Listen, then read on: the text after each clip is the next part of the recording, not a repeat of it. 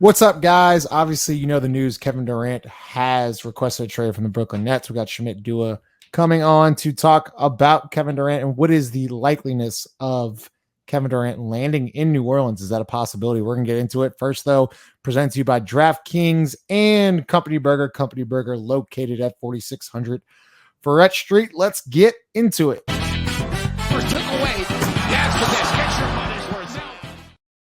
All right, Shamit. Let's do it. What would it take for the Pelicans to land Kevin Durant? Everything. Everything. Is that picks, players? I mean, let's be real here. We can cut to the chase. They're going to ask for Zion. That's going to be their starting point. They're going to ask for Zion, and it's up to the Pelicans to then walk them back from that point. So it's like, okay, if you can't have Zion, if you draw a hard line in the sand, who's next? It's Brandon Ingram. That's the level of stakes that you're talking about here. Now, if you're the Pelicans and if you're KD, you definitely want one or both of those players still on the team when you're arriving there. Obviously, KD is going to have a lot of say in where he wants to go, and you know he's listed Phoenix and Miami as his choices. But those are the where the conversation begins.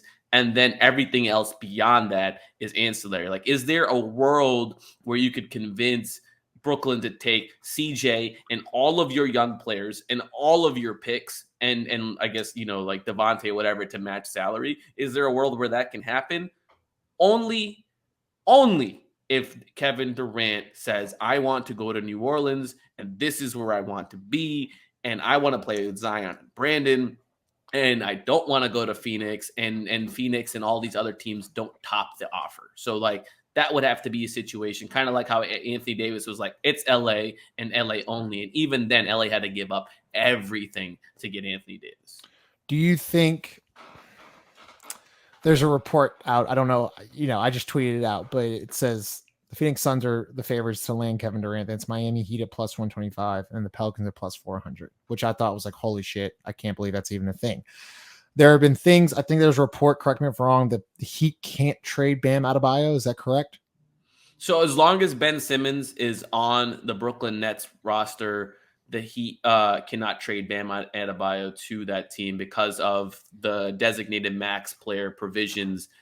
You can't trade for two of those type of players coming off of their rookie maxes. So what the Nets would have to do is trade Ben Simmons as a part of that. Okay, I saw the report that said Ben Simmons is not going to be traded from the Nets, but obviously there's a lot of reports going on, so you can't really trust everything. So let's get back to the Pelicans side of things. So you said Zion will obviously be, you know, the Nets would obviously want Zion. You had mentioned walking back. What would you give up for a player like Kevin Durant? Honestly, what is your Godfather offer? Because we talked about the Shamit, and I think it was a year before that. The Pelicans have one of the best packages in the league with assets. What are you giving up? Oh boy, I would give up one of Brandon Ingram or Zion Williamson. I would do it. I would do it. It's a top 5 player in the NBA right now. Probably would have won the MVP had he stayed healthy, had the Nets stayed healthy. And you know, they were talking about him as being the best player in the league, you know, and so I think between him, Giannis, Steph, Jokic, LeBron, you know, all those guys are the same tier. But that's the level of player we're talking about. We're talking about immediate contention. I have never been around or covered a contender, and I'm frankly tired of there being a question about like, oh, is this team going to make the playoffs next year? Are they going to be better than the play-ins? No, I want the questions around the Pelicans being, do they have enough to win a championship? I want those type of conversations to be had. Are they going to be in a position where they can add players so they can win it all? And I think that's a very unique situation for a franchise to be in. And if you're not in this business to win it all, then I think you're in the wrong business. Has David Griffin made a call to the Nets? Yes or no? Probably. Well, you know what? No. It's not Griff. It's Trajan because that's his team. Okay. That's the team that he came from. That's a good point. And so he's probably warming up Sean Marks, be like, yo, what's the deal, man? Right. So there's no scenario, as you just said, there's no scenario where this can't be done without a BI or a Zion going to Brooklyn. I don't want to say no scenario. Like I said, the one scenario where that exists is if Durant puts his foot down and says New Orleans and New Orleans only. And because of that, no other team puts anything meaningful on the table.